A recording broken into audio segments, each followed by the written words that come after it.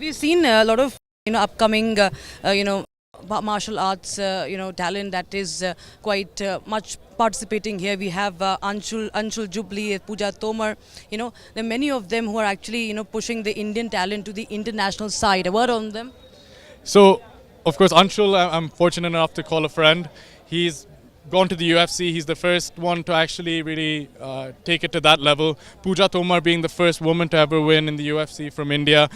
And I think those are the first two, but there's many more to come. It's about time, and there's going to be an army of Indians taking over the UFC and the international MMA scene. In simpler terms, help the sports enthusiast or even the common man understand what really the mixed martial arts is about. So it's really in the name, right? It's mixing together all the different disciplines of martial arts. So you think of your boxing, wrestling, judo, karate, taekwondo, I mean, you name it. Mixed martial arts takes all of that and puts it together.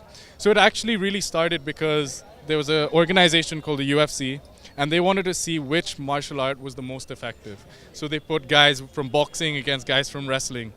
And then slowly you started seeing that the guy from jiu-jitsu, he was the best. So everyone realized, okay, I need to win, I need to train jiu-jitsu. So then you had boxers training jiu-jitsu. Now this guy was automatically the most powerful of them all. And now everyone started learning the other martial arts. And here we are in what today is called mixed martial arts as its own discipline. Yes, we've seen a lot of wrestlers doing well, traditionally in India and in the Olympics. But how do you see MMA, really going to that international level? You see that we have a lot of talent that can actually go to that, that top-notch level? Oh, 100%. If you look at the international MMA scene, wrestling has dominated over the last few years, and we have a strong wrestling tradition and culture. And again, look, we see the people that go into the Olympics. What about the ones that don't? MMA is that platform, and it gives them an avenue to take it up to the next level. They have to learn boxing, they can learn karate, but they already have that foundation in wrestling. So it's perfect for them to go on and take it up. So I'm very excited for Indian wrestling, Indian boxers, and Indian MMA. I think this is a good platform to even scout talent. Oh, 100%. In fact, again, that's how your Anshuls and Poojas came through. They built a name through here, and then the international organizations see them and pick them up. What does it really take to, actually take the plunge into MMA professionally? There is a lot of talks about how you build your fitness. It can be risky.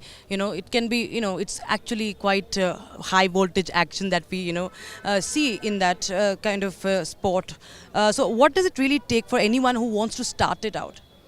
Okay, so everyone associates mixed martial arts and martial arts in general with injuries and risk.